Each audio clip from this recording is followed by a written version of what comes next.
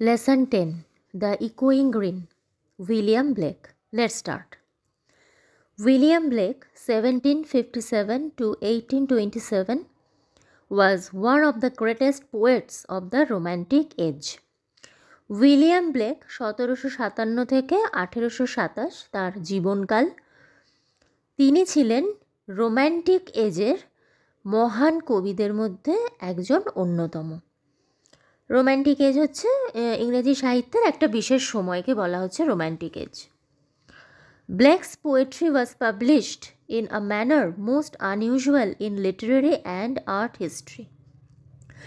ব্লেকের কবিতা যেভাবে প্রকাশিত হয়েছিল সেটা সাহিত্য এবং শিল্পের ইতিহাসে খুবই অস্বাভাবিক। He set up a print shop and engraved and published his own poems. তিনি একটি ছাপাখানা তৈরি করেছিলেন এবং সেখানে নিজের কবিতা নিজেই তিনি ছেপে বার করতেন।